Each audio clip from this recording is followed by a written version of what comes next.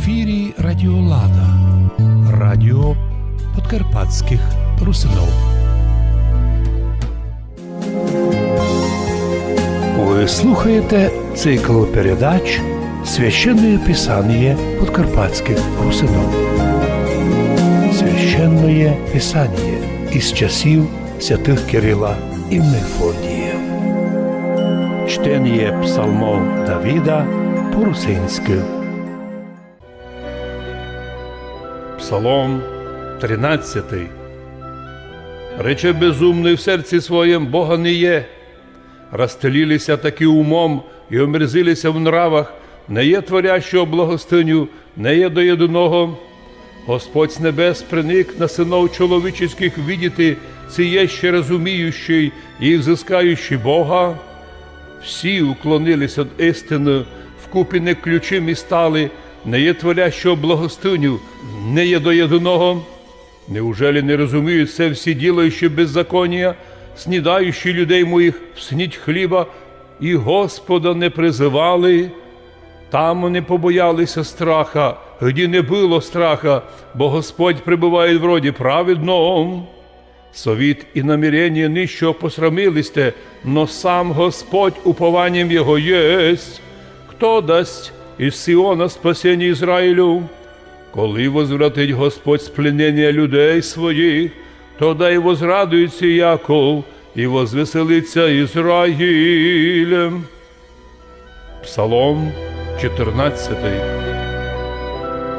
Господи, хто обітає в жилищі Твоєм, і хто вселиться в освятую гору Твою, той вселиться, хто є сходяще непорочним, ділаючи правду і глаголючи істину в серці своєм, котрий не льстив і не хитрив язиком своїм, і не творив ближньому своєму зла, і поношення і клевету не принимав на ближніх своїх. Унижений перед ним є лукавствуючий, но боящихся же Господа Он славит.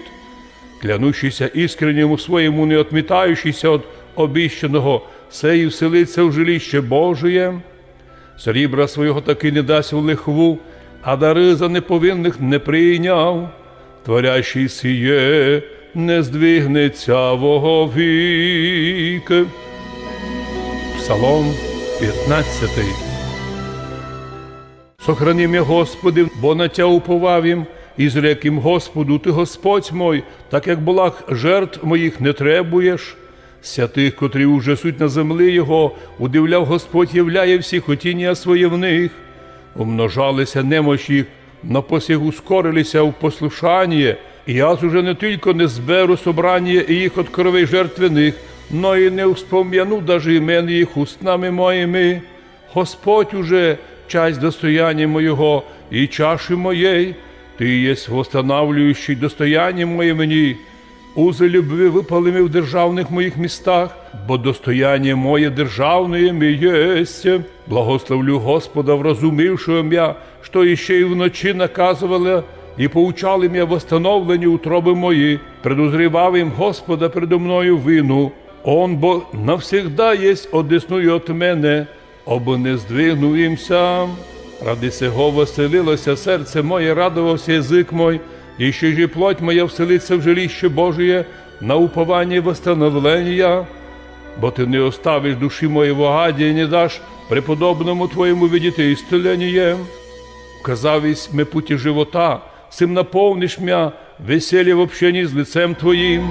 Ведь красота і блаженство в десниці Твоє конець концов вовіки.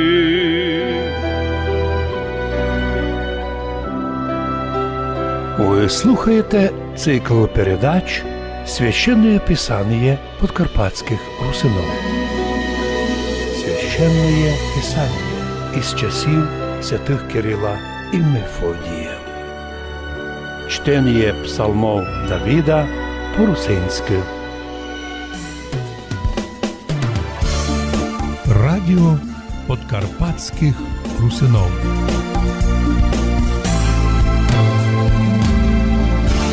Радіо Лада.